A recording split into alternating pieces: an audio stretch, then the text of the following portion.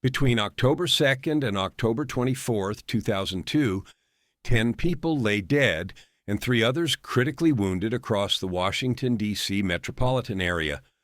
Shop clerks pumping gas, landscapers mowing lawns, housewives loading groceries, a 13-year-old boy arriving at school, all shot by a single bullet from a high-powered rifle, fired from distances of 50 to 150 yards. Victims who never saw their killers, who died while doing ordinary tasks on ordinary days. The method, precision marksmanship from concealed positions, treating human beings like targets in a shooting gallery, killing for no reason except that they could. The perpetrators, John Allen Muhammad, 41 years old, and Lee Boyd Malvo, 17 years old, a man and a teenager traveling in a modified Chevrolet Caprice, with a hole cut in the trunk so they could shoot from inside the vehicle while remaining invisible. Law enforcement would eventually classify it as domestic terrorism, a random killing spree that paralyzed the nation's capital for 3 weeks. But the reason behind the bloodshed wasn't political ideology or religious extremism or even coherent criminal purpose. It was a middle-aged man's rage at his ex-wife, and at a society he believed had destroyed him, combined with a teenager's desperate need for a father figure and for purpose, even if that purpose was murder. And together they discovered that killing random strangers was entertaining, was empowering, was a game they could play where the rules were simple. Find a target, shoot, disappear, watch the news coverage, and do it again. 13 families learned that in October 2002, nowhere was safe. Not gas stations, not shopping centers, not school parking lots, when 2 people decided that murder could be recreation and that other humans were nothing more than objects to be destroyed for amusement. If you have the courage to hear this story, leave your like and subscribe to the channel. But I warn you, this narrative contains extreme violence based on real events that exposed how easily killing can become sport for people who've dehumanized others completely and revealed the terrifying reality that some murders happen not for money or revenge or survival, but simply because the killers found them fun. The Washington, D.C. metropolitan area in October 2002 was home to approximately 5.3 million people spread across the District of Columbia and surrounding counties in Maryland and Virginia. This wasn't inner-city poverty zones or high-crime neighborhoods.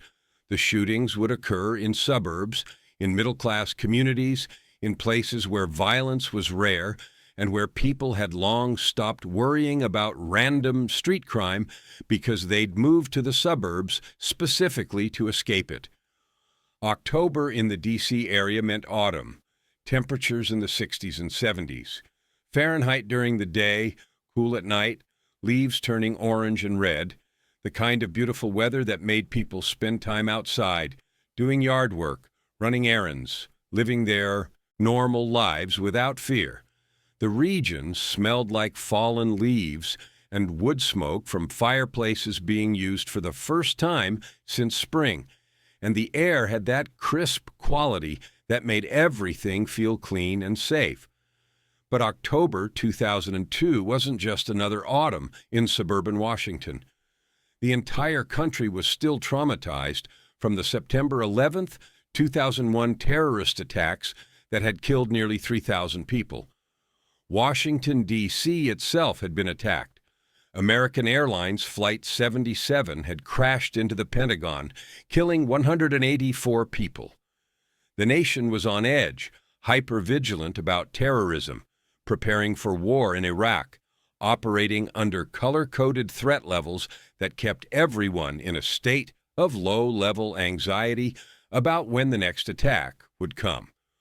What nobody expected was that the next attack wouldn't be from foreign terrorists with political agendas. It would be from 2 Americans, a man and a teenage boy, who decided that killing random strangers was an acceptable way to spend 3 weeks in October. That murder could be a hobby.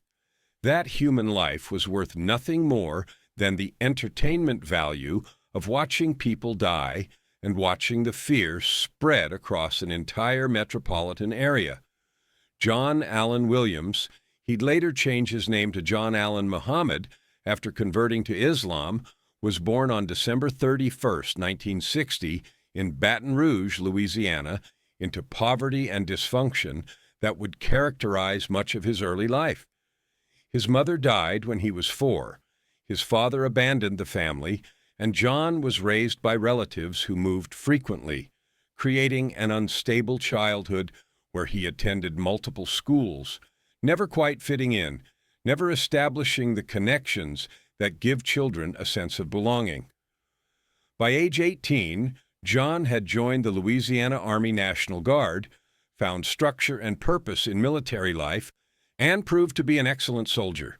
He was particularly skilled as a marksman, qualified expert with the M16 rifle, scoring consistently high on marksmanship tests, able to hit targets at ranges that most soldiers struggled with.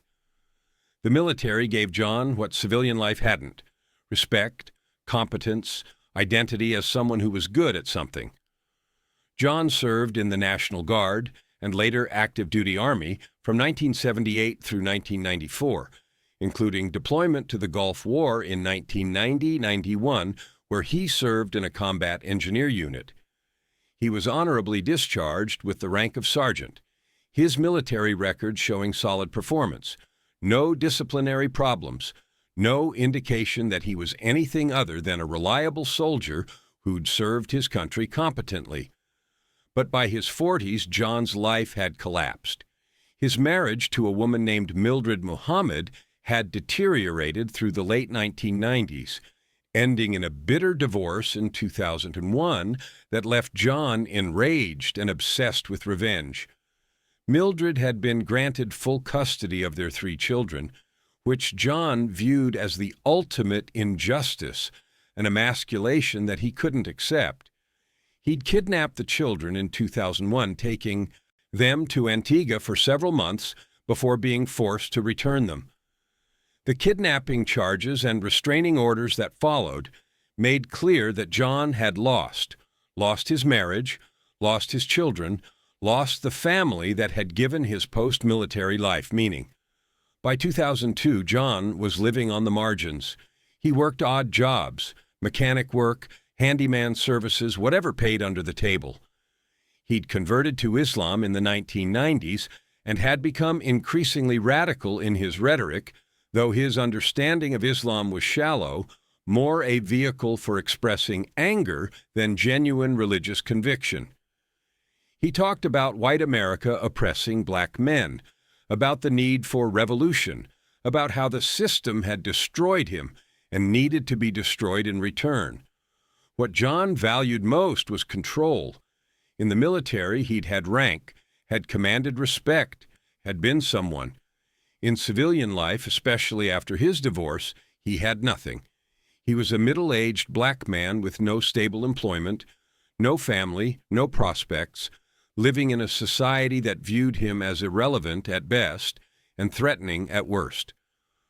The loss of control drove him toward increasingly violent fantasies about revenge, about making people pay attention, about demonstrating that he still mattered, even if proving it required killing people. But John needed a partner. He was too old, too visible, too likely to be remembered if he acted alone. He needed someone younger, someone malleable, someone who could be shaped into the perfect accomplice. In 2001, he found that person in a troubled teenager from Jamaica. Lee Boyd Malvo was born on February 18, 1985, in Kingston, Jamaica, into poverty and a broken family. His mother, Una James, was a single parent who worked constantly to survive, who sometimes left Lee with relatives for months at a time, who eventually emigrated to the United States in search of better opportunities, leaving 15-year-old Lee in Jamaica with distant relatives who didn't particularly want him. Lee was small for his age, maybe 5'6", and 130 pounds even at 17, with a slight build that made him look younger than he was. He was intelligent, tested well in school, showed aptitude for art and mechanics, but was also desperately lonely, desperate for connection, desperate for a father figure after growing up without one. He'd been abandoned by his biological father, abandoned by his mother when she left for the U.S., and was searching for someone to care about him, to provide structure and purpose. In 2001, Lee's mother arranged for him to travel illegally to the United States, landing in Florida where he was supposed to meet her and begin a new life. Instead, at a homeless shelter in Antigua, where Lee had temporarily lived while awaiting transit to the U.S., he'd met John Allen Muhammad.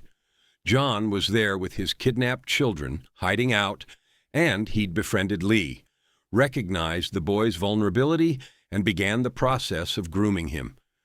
John became Lee's father figure, his teacher, his entire world. He provided Lee with food, shelter, attention, things the boy had rarely received consistently. He taught Lee to shoot, taking him to shooting ranges, showing him how to handle rifles, how to estimate distance, how to control breathing and squeeze triggers smoothly. Lee was a natural, had good hand-eye coordination, and the patience to learn proper technique.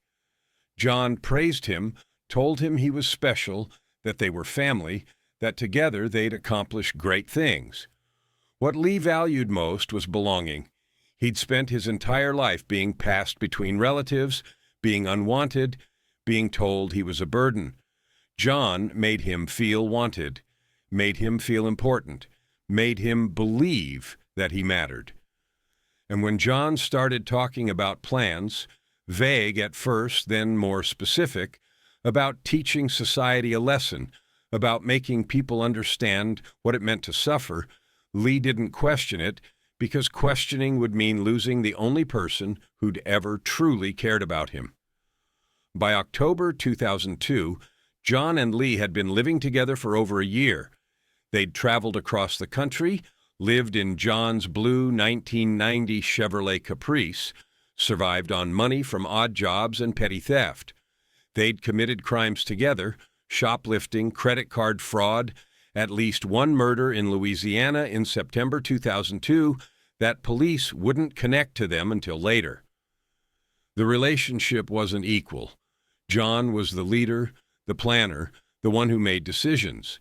Lee was the follower, the eager student, the teenager so desperate for approval that he'd do anything to maintain John's affection, even if that meant killing strangers. In late September 2002, John explained his plan to Lee.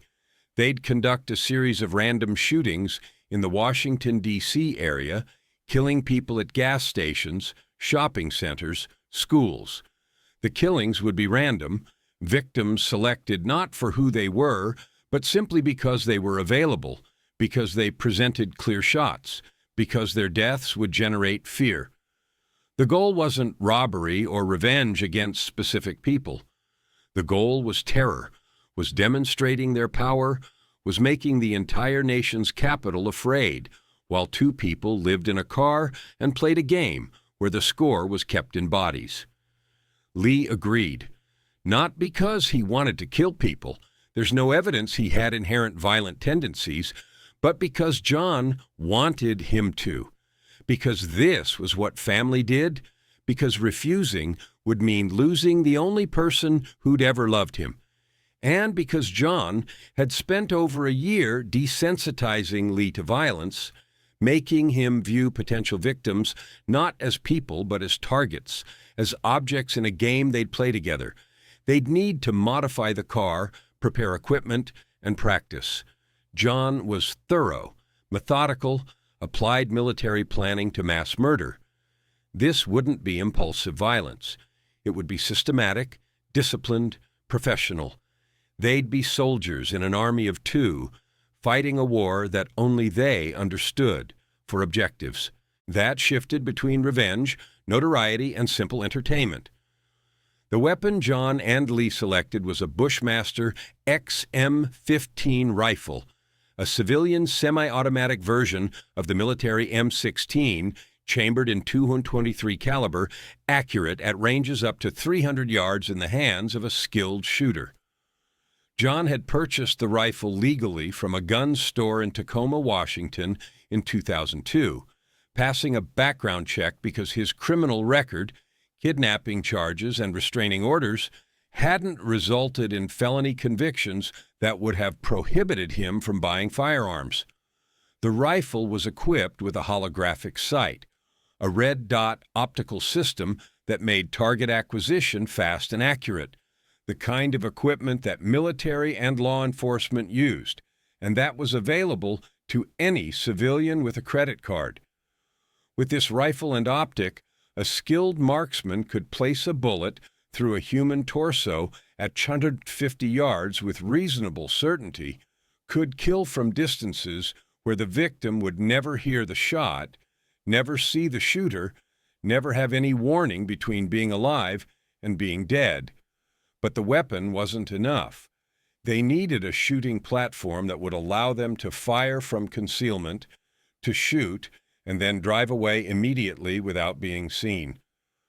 John's solution was elegant and terrifying. He modified the trunk of his Chevrolet Caprice, cutting a hole approximately 6 inches in diameter near the license plate, creating a shooting port that would be invisible to anyone looking at the car. They'd park the car, pop the trunk slightly, and Lee, who was smaller and could fit comfortably in the trunk, would aim through the hole and fire, while John sat in the driver's seat, ready to pull away immediately after the shot. They practiced this system at shooting ranges, at rural areas where they could test angles and confirm that shots from the trunk were accurate and that the rifle's report was muffled enough by the car's body that witnesses wouldn't immediately identify the source.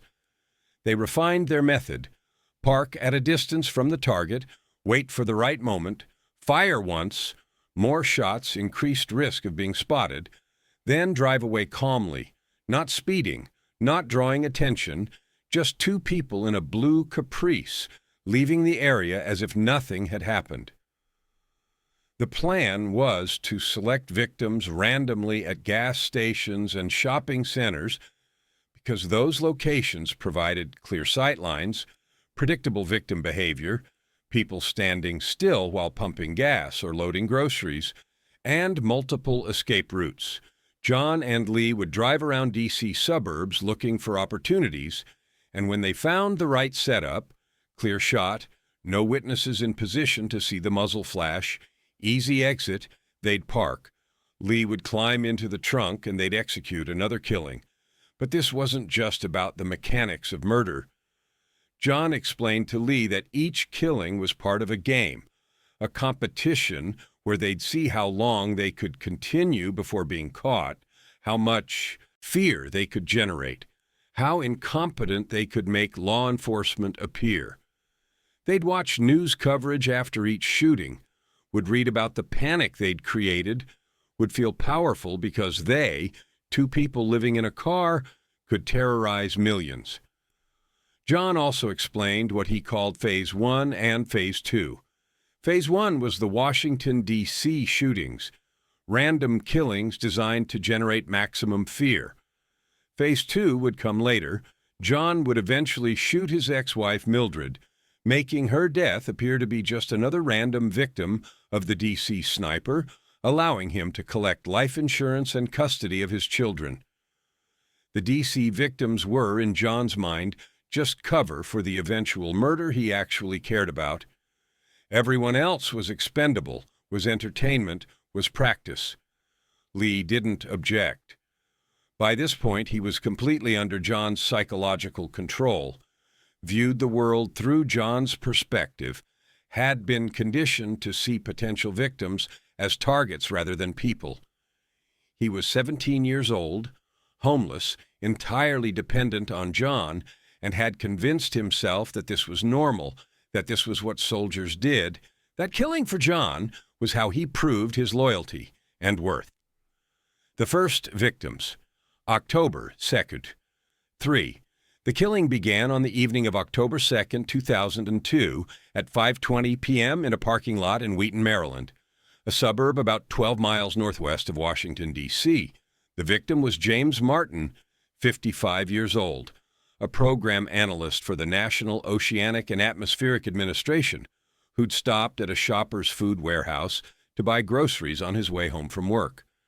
James was loading bags into his car when a single .223 caliber bullet hit him in the back, traveled through his chest, and killed him almost instantly. He collapsed in the parking lot, groceries spilling from bags, his wife inside the store unaware that her husband was dying 50 yards away. Witnesses heard the shot, a sharp crack that some mistook for a car backfiring, but nobody saw a shooter, nobody saw where the shot came from, nobody could provide police with any useful information. John and Lee had parked approximately 150 yards away, had watched James through the rifle scope, had selected him not for any reason except that he presented a clear shot. Lee fired from the trunk, John drove away immediately, and they were blocks away before police arrived, before anyone understood that a man had been murdered by a sniper, before this became anything other than an isolated shooting in a region where gun violence, while not common in suburbs, wasn't unheard of. Over the next 16 hours, they killed 4 more people and wounded a 5th. At 7:41 a.m. on October 3rd, James Sonny Buchanan, 39, was shot and killed while mowing the lawn at a car dealership in White Flint, Maryland. He was a landscaper, a father of 3, killed while doing his job, while operating a lawn mower that made enough noise that he never heard the shot that killed him. At 8:12 a.m., Prem Kumar, Walakar, 54, was shot and killed while pumping gas at a mobile station in Aspen Hill, Maryland. He was a taxi driver on his way to work, an immigrant from India who'd come to America seeking opportunity, killed while doing the ordinary task of filling his vehicle's tank. At 8:37 a.m., Sarah Ramos, 34, was shot and killed while sitting on a bench outside a post office in Silver Spring, Maryland, reading a book while waiting for a bus. She was a housekeeper, a mother of 2, killed while sitting still in public, murdered for no reason except that she was visible and stationary. At 9:58 a.m., Lori Ann Lewis Rivera, 25, was shot and killed while vacuuming her van at a Shell station in Kensington, Maryland. She was a nanny, was cleaning her employer's vehicle before picking up children from school, killed while bent over inside the van, visible through the window. At 9:15 p.m., Pascal Charlot, 72, was shot and wounded. He survived while walking on Georgia Avenue in Washington, D.C., the only shooting that occurred within the district itself rather than the suburbs. 5 shootings, 4 dead, 1 wounded, all in under 16 hours. All victims killed by single shots from distances of 50 to 150 yards, all selected randomly, none robbed or assaulted, just shot and left to die, while John and Lee drove away to find the next target. The attacks weren't clustered in one area. They ranged across multiple jurisdictions in Maryland and D.C., making it harder for any single police department to recognize the pattern immediately. But by the afternoon of October 3rd, law enforcement understood they had a serious problem. 5 people shot in similar circumstances, outdoor locations, single rifle shots, no apparent motive, no witnesses seeing the shooter. The Montgomery County Police Department established a tip line, requested assistance from federal law enforcement, and began the massive investigation that would consume the next 3 weeks. The terror spreads. October 4th, 11. On October 4th, a 43-year-old woman was shot and critically wounded in a Michael's craft store parking lot in Spotsylvania, Virginia. The shooting occurred in the early evening, the victim loading purchases into her car, shot through the back, the bullet damaging her spine and leaving her with permanent injuries. She survived, but would spend months in hospitals and rehabilitation. On October 7th, a 13-year-old boy named Iran Brown was shot and critically wounded while being dropped off at school in Bowie, Maryland. His aunt had just dropped him off at Benjamin Tasker Middle School around 8:09 a.m. when a bullet hit him in the abdomen, tearing through his stomach and pancreas. Iran survived after emergency surgery, but the shooting of a child at a school caused panic across the region. Parents kept children home from school, school districts canceled outdoor activities, and the psychological impact of a shooter targeting children amplified the terror beyond anything the adult victims had generated. The pattern had become clear.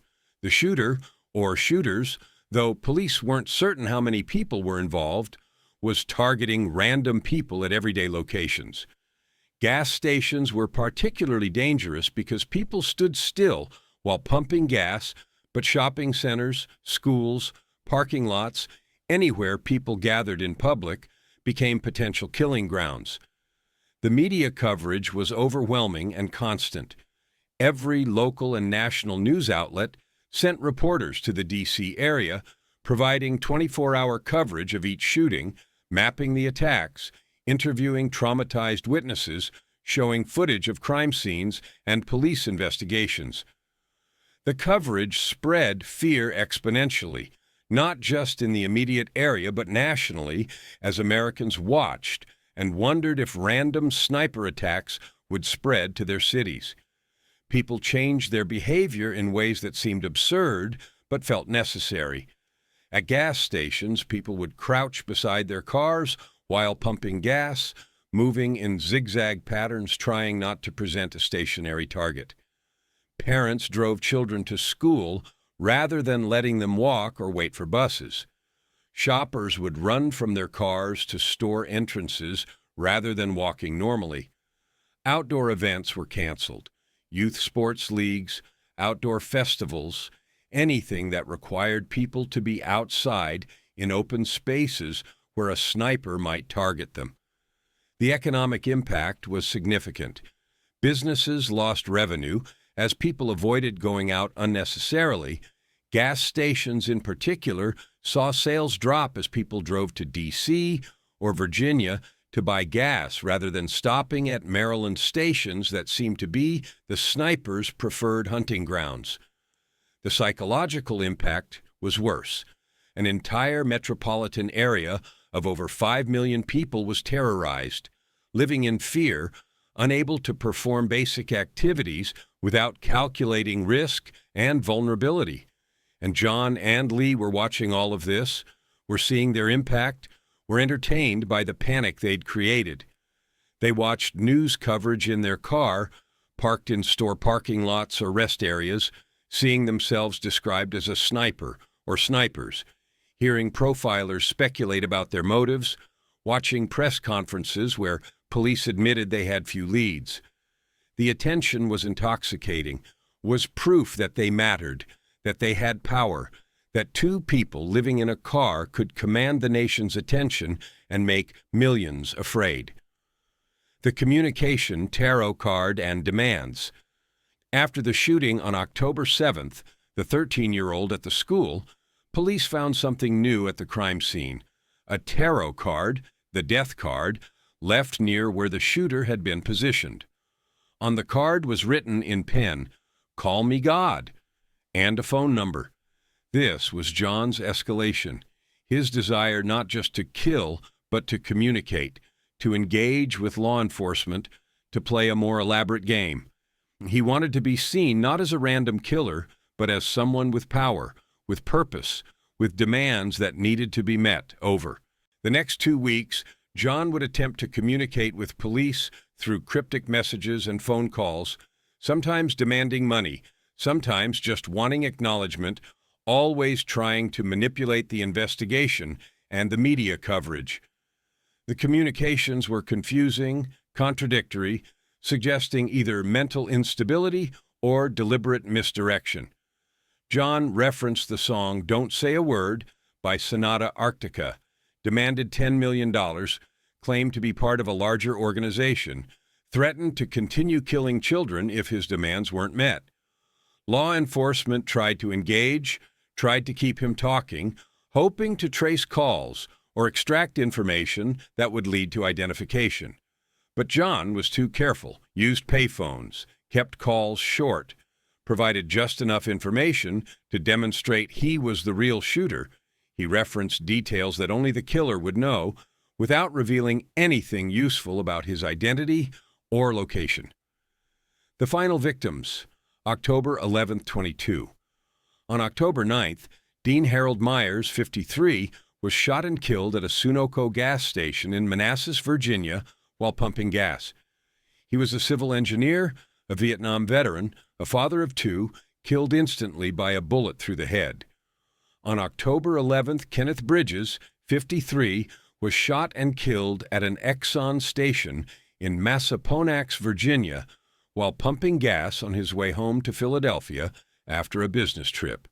He was a businessman, a father of 6, murdered while traveling through Virginia, becoming a statistic in a killing spree that had now crossed state lines. On October 14th, Linda Franklin, 47, was shot and killed in a Home Depot parking lot in Falls Church, Virginia.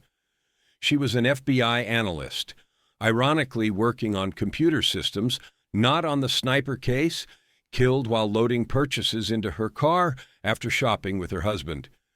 She died in her husband's arms in the parking lot while other shoppers screamed and hid behind vehicles, uncertain where the shot had come from or whether more shots would follow. On October 19th, a 37-year-old man was shot and wounded at a Ponderosa steakhouse in Ashland, Virginia. He survived with serious injuries, shot while walking from his car to the restaurant entrance. On October 22nd, Conrad Johnson, 35, was shot and killed at 5:56 a.m. while standing on the steps of his bus in Aspen Hill, Maryland. He was a bus driver for Montgomery County, was preparing to begin his route, was killed while doing a job that served his community, murdered by a bullet through the abdomen that caused massive internal injuries. He died later that morning at the hospital, 10 dead, 3 critically wounded over a 3-week period, and law enforcement still had no clear leads on the shooter's identity despite the largest manhunt in the region's history. The investigation was massive. Over 1,000 law enforcement officers from multiple agencies, FBI profilers, ATF specialists, hundreds of tips flooding in daily from people reporting suspicious vehicles or people. But the investigation was hampered by incorrect assumptions about who the snipers were and what they wanted.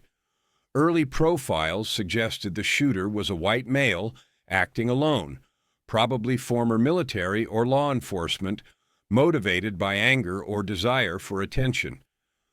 The white van theory dominated for weeks.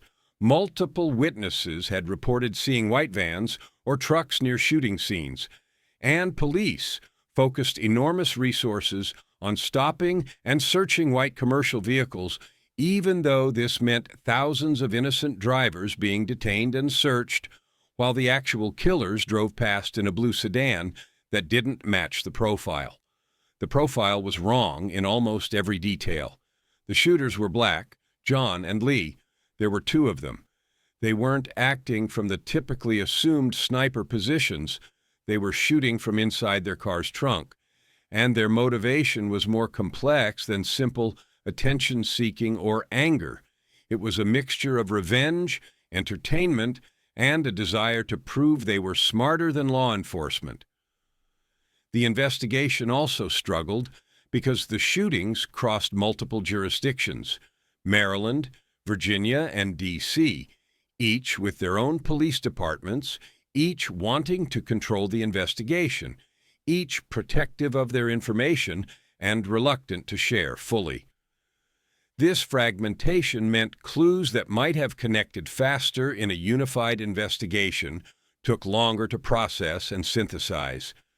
And while police searched for white vans and debated profiles, John and Lee continued their spree, continued killing, continued watching the news coverage and laughing at how wrong the authorities were about everything. John Allen Muhammad's downfall came not from brilliant detective work, but from his own inability to stop communicating. After the October 22nd shooting, John left another note demanding that police take him seriously, that they wire $10 million to a specific bank account, that they acknowledge his power. But this time, the note contained details that allowed investigators to connect him to a previous crime.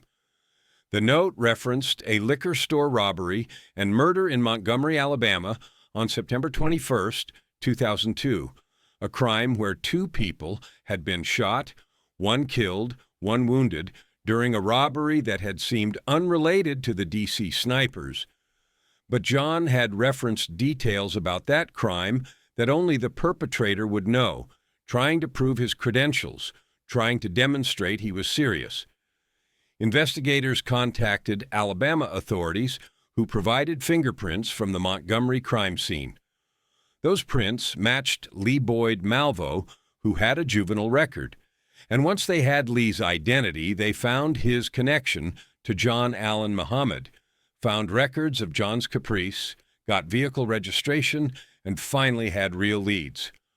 On October 24, 2002, at 3:19 a.m., police received a tip that a blue Caprice matching the description had been spotted at a rest area on I-70 in Maryland. Tactical teams surrounded the rest area, approached the car, found John and Lee asleep inside.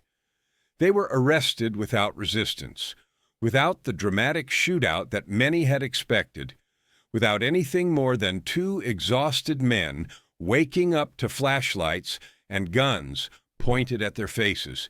Inside and around the Caprice, police found overwhelming evidence: the Bushmaster rifle, the modified trunk with the shooting port, ammunition matching bullets recovered from victims, maps of the D.C. area with shooting locations marked, notes about future targets. Lee had a laptop with references to the shootings, had bragged in written messages about their actions. The 3-week terror was over. 10 people were dead, 3 were permanently injured, an entire region was traumatized, and 2 men who'd played a game with human lives were in custody, facing charges that would ensure they'd never be free again. John Allen Muhammad was tried first, in Virginia, which had one of the victims and which had the death penalty, unlike Maryland. The trial began in October 2003, exactly 1 year after the spree. The prosecution presented overwhelming evidence: ballistics, forensics, witness testimony, John's own communications with police that proved he was the shooter, or at minimum, the organizer. John's defense tried to argue that Lee had been the actual shooter, that John was merely present, but this defense collapsed under evidence, showing John had planned the operation, had modified the car, had purchased the rifle, and had directed Lee throughout. The jury deliberated for 6 hours before returning guilty verdicts on all counts: capital murder, terrorism, illegal weapons use. On November 17, 2003, John Allen Muhammad was sentenced to death. He was executed by lethal injection on November 10, 2009, in Virginia at age 48. His last words were, "God is great, God is great," spoken in Arabic, the last words of a man who'd killed 10 people for entertainment and revenge, who'd terrorized millions, who died still believing he'd been justified or at least undefeated. Lee Boyd Malvo's case was more complicated.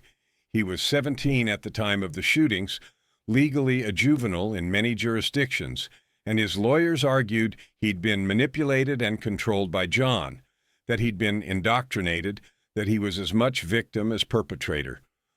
Prosecutors argued that age didn't excuse murder, that Lee had willingly participated in 10 killings, that his youth didn't eliminate his culpability.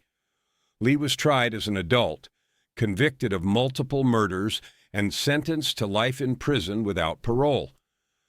However, in 2012, the Supreme Court ruled that mandatory life without parole sentences for juveniles were unconstitutional, and Lee's sentence was modified. He now had the possibility of parole after serving 20 years, with his first parole hearing scheduled for 2024. Lee has since expressed remorse, has participated in psychological counseling, has written extensively about being manipulated and controlled by John, has described how the older man had indoctrinated him into viewing murder as acceptable, even entertaining. Whether this remorse is genuine or simply what he needed to say to have any chance at eventual freedom remains debated by those who study the case.